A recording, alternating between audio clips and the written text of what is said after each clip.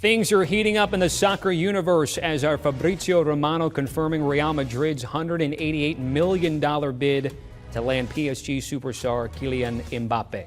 Fabrizio adding PSG not ready to give the green light. We move about a week away from the transfer deadline. It is believed that the 2018 World Cup hero would love to spend his weekends playing at the Bernabeu, landing with Los Blancos, and that would be a dream move for him. However, that 160 million euro price tag deemed too low by PSG. Reports say they'll at the very least beat the record 222 million euros paid for Neymar back in 2017.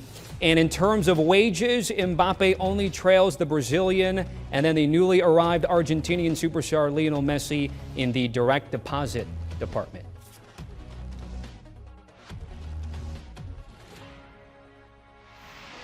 All right, with more on this, let's welcome in the host of the Que Golazo podcast, Luis Miguel Echegaray. So, Luis, what more can you tell us about the Mbappe situation, and what are your thoughts?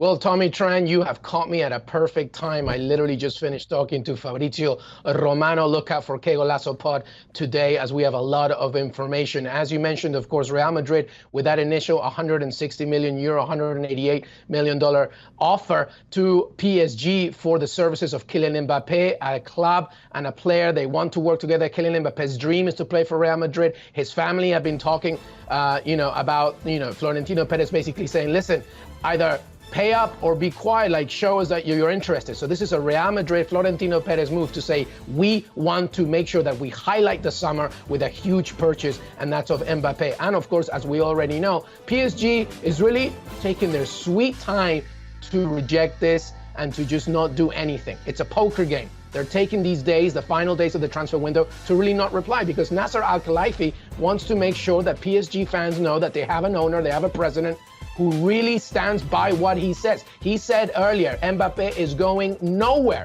And that's basically what he's trying to say right now. He's saying, I don't care who's coming in, Mbappé is going nowhere. So at this point, PSG is saying nothing, staying mute, because to this point, Mbappé is staying at PSG definitely for this summer. All right, let's move on to something that's been hitting the headlines in the Twitterverse. Premier League is not releasing players to red list countries, Luis, and La Liga joining them to a certain extent. So the Premier League clubs unanimously decided they will not release players for international matches in those red list countries. La Liga following suit, saying they support clubs that decide to do that. What more can you tell us? Give me some big names that would be affected by this.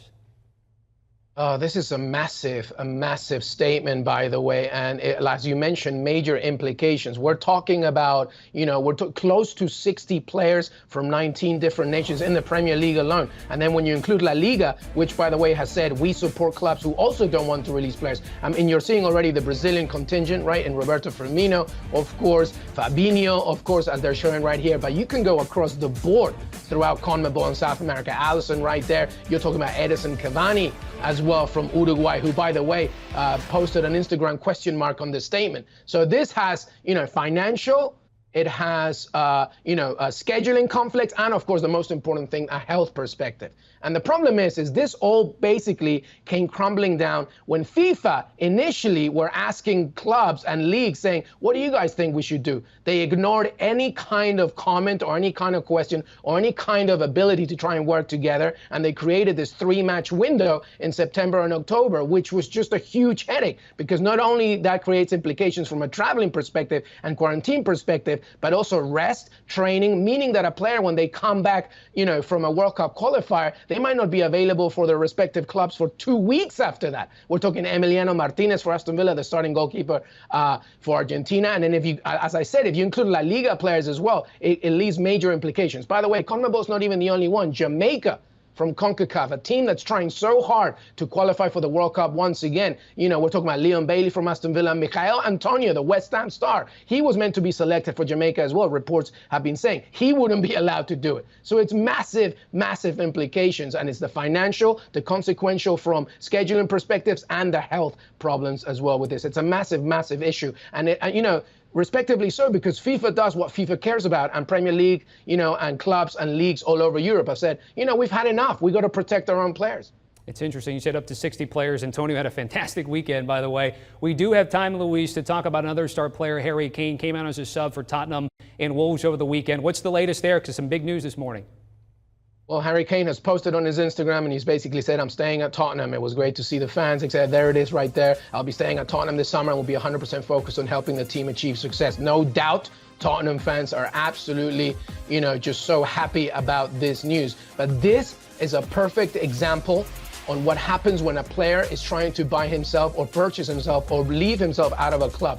He thought that he had a gentleman's agreement with Daniel Levy that this summer they would listen to offers. Daniel Levy, one of the toughest negotiators when it comes to transfer, said, no way, Jose, Harry, you're staying at Tottenham. And, Man City came with that 150 million, euro or pound offer, and obviously it was rejected. And, you have to remember something. Harry Kane has to honor his contract. There's no release clause. There's nothing.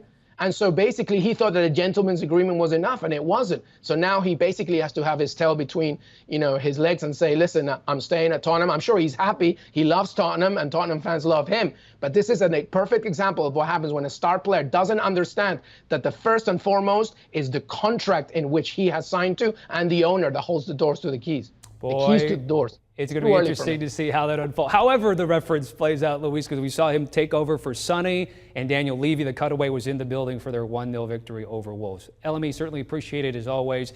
It'll be talked about these things here on the Kegel Live Show podcast, where he's the host. They've got the betting and preview tips for the playoff second legs in the group stage. So we saw 3 yesterday, get through 6 more teams, 3 more games to be played, and those winners will move on. Join Luis Miguel Echegaray with Jimmy Conrad coming up in the latest pod.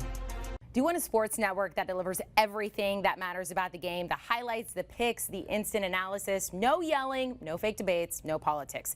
Hit the subscribe button and never miss a moment.